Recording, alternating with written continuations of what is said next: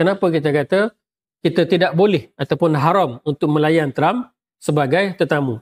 Haram untuk menjemput dia dan haram untuk kita melayan dia sebagai tetamu. Okay? Dan dia tidak termasuk dalam hadis yang kita telah bacakan tadi. Baik, yang pertama tuan-tuan. Yang pertama, kita kena ingat, kita kena faham bahawa Amerika merupakan sebuah negara kafir harbi muharibah fi'lan. Ini realiti Amerika. Amerika itu merupakan sebuah negara kafir harbi muharibah fi'lan. Jadi kafir harbi muharibah fi'lan ni maksudnya adalah negara kafir harbi yang sedang berperang dengan umat Islam. Negara kafir harbi yang sedang memerangi umat Islam.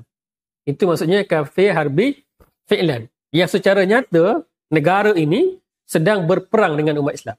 Sama macam entiti Yahudi sekarang sedang berperang dengan umat Islam. Di mana Amerika berperang dengan umat Islam? Kalau dulu dia menjajah dan berperang dengan umat Islam di Iraq, di Afghanistan, di Yaman, di sepadan Pakistan. Jadi itu memang peperangan nyata. Tapi sekarang ni macam tak nampak. Macam tak nampak lah mereka tu berperang secara langsung dengan umat Islam. Tapi Amerika lah yang membekalkan senjata kepada entiti Yahudi untuk Yahudi memerangi umat Islam. Itu secara nyata lah. Jadi pembantaian yang berlaku di Palestin, di Gaza, oleh entiti Yahudi laknatullah ke atas umat Islam, itu boleh berlaku kerana adanya sokongan, adanya bantuan, khususnya bantuan ketenteraan daripada Amerika. Ya, Amerika tak perang secara langsung, tapi dengan senjata dia lah, dengan bom dia lah, dengan peluru-peluru dia lah yang semua membolehkan entiti Yahudi ni untuk membantai umat Islam. Baik. Dan kita juga lihat bagaimana bukan sekadar di Gaza. Kita lihat bahawa ni kan di sempadan Pakistan berlakunya peperangan dengan India. Jadi peperangan itu pun di belakang ni siapa? Di belakang ni Amerika. Kita telah buktikan di belakang itu adalah Amerika. Jadi Amerika ni kalau dia tak perang secara langsung sekalipun, dia menggunakan proksi dia untuk perang dengan negara kaum muslimin. Jadi ini menjadikan Amerika sebagai negara kafir harbi fi'lan ataupun kafir harbi muharibah fi'lan. Kafir harbi yang memang sedang memerangi umat Islam. Baik, jadi dengan kata lain, Amerika ni sekarang bila dia berperang dengan umat Islam, bila berperang dengan negara kaum muslimin, ini menjadikan dia sebagai kafir harbi, musuh Islam, musuh umat Islam, musuh Allah, musuh Rasulnya, musuh kaum mukminin. Jadi Amerika itu merupakan musuh yang nyata bagi kita semua. Musuh yang nyata bagi umat Islam. Ini Amerika. Dan negara dia adalah negara yang merupakan negara kafir harbi muharibah fi'lan. Untuk negara ini tidak ada apa-apa hubungan yang boleh wujud kecuali hubungan perang sahaja. Tidak ada apa-apa hubungan yang boleh wujud dengan negara kafir harbi fi'lan ini kecuali hubungan perang sahaja. Dan untuk negara ini, untuk Amerika ni dan untuk Trump ni, yang jelas-jelas merupakan musuh Allah, musuh kita semua ni, namanya musuh. Macam mana kita boleh sambut dia sebagai tetamu? Nak buat bisnes dengan dia pun sepatutnya tak boleh. Tidak boleh ada apa-apa perjanjian ekonomi, perjanjian diplomatik, perjanjian transportation dan sebagainya dengan negara kafir harbi fi'lan. Tidak boleh ada.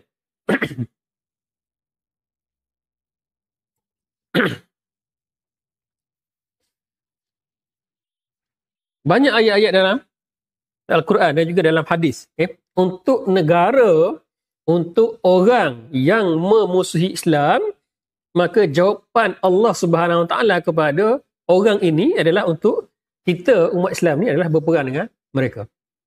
Bukan menyambut mereka, kan? Bukan berbaik dengan mereka, apatah lagi nak memuliakan mereka sebagai tetamu. Ini sebagai contoh, beberapa ayat Al-Quran sebagai contoh. Dalam surah Al-Baqarah, surah yang kedua ayat 190 hingga 191, Allah menyatakan, وَقَاتِلُوا فِي سَبِيلِ اللَّهِ الَّذِينَ يُقَاتِلُونَكُمْ وَلَا تَعْتَدُوا إِنَّ اللَّهَ لَا يُحِبُّ الْمُعْتَدِينَ.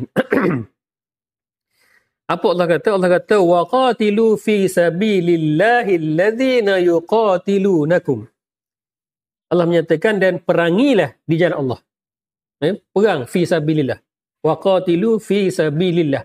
Perangilah di jalan Allah. Siapa? Alladzina yuqatilunakum. Orang-orang yang memerangi kamu. Mereka ni sedang memerangi kita sekarang ni. Mereka sedang memerangi umat Islam sekarang ni. Perintah Allah kepada kita, khususnya kepada pemimpin kaum muslimin lah. Khususnya kepada tentera kaum muslimin lah. Apa perintah Allah?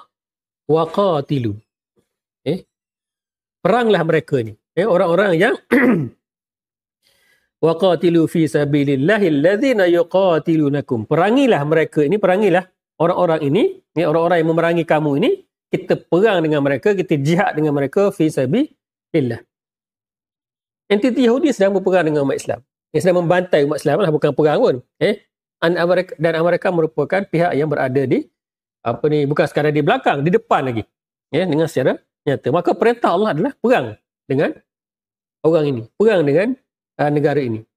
Wala taqtadu, dan jangan kamu melampaui batas. Innallaha la yuhibbul mu'tadin. Sebenarnya Allah tidak menyukai orang-orang yang melampaui batas. Baik, seterusnya Allah menyatakan dalam kalau kita tengok dalam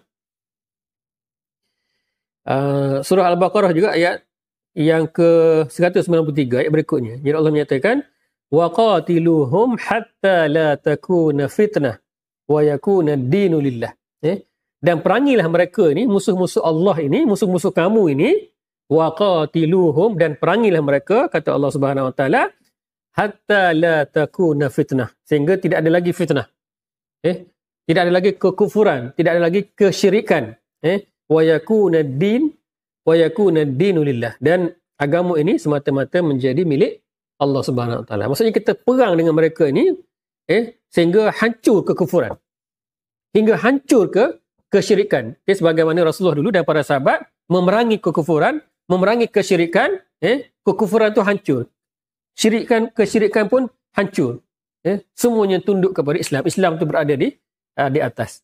Jadi ini cara dengan kekufuran, dengan kesyirikan ni, dengan orang-orang yang memusuhi Allah ini, kita perangi mereka sehingga tidak ada lagi fitnah, dan agama itu semata-mata milik Allah Subhanahu wa taala. Dan seterusnya Allah menyatakan dalam surah At-Taubah, surah ke-9 ayat ke-29, Allah menyatakan qatilul ladzina la yu'minuna billahi wala bil yaumil akhir wala yuharrimuna ma harrama Allah wa rasuluhu wala yadinuna dinal haqq minal ladzina utul kitab hatta yu'tul jizyata 'an yadin wa hum saghirun.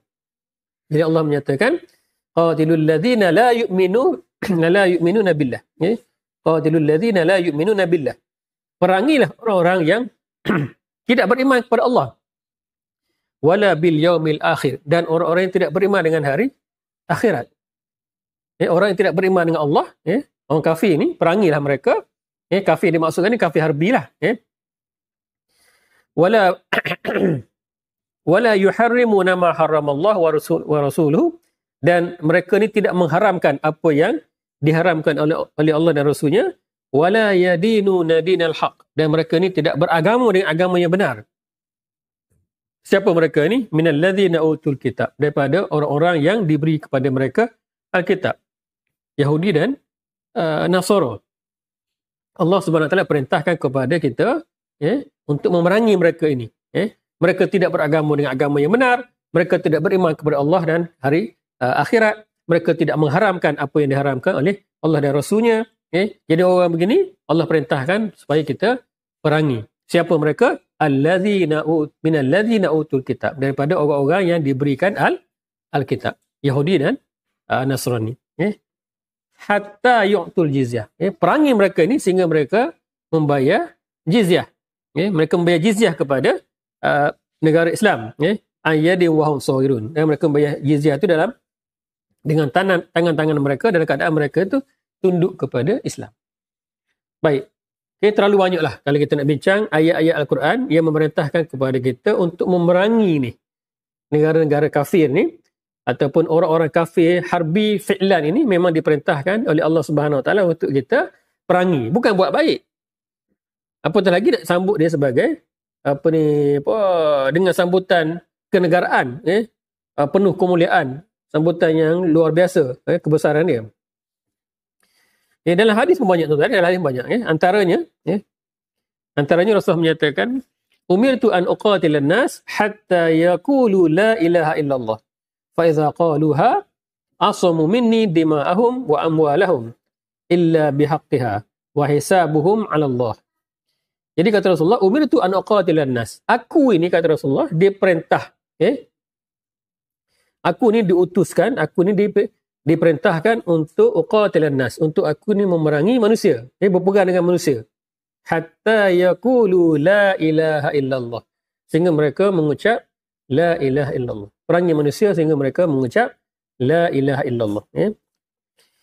Fa idza qaluha, apabila mereka telah mengucap sedemikian, asamu minni, maka terlindunglah daripada aku, dima'ahum wa amwalahum, darah-darah mereka dan harta-harta mereka, illa bihaqqiha, kecuali dengan hak, wa hisabuhum 'ala Allah, dan hisab mereka tu di tangan Allah Subhanahu Wa Taala.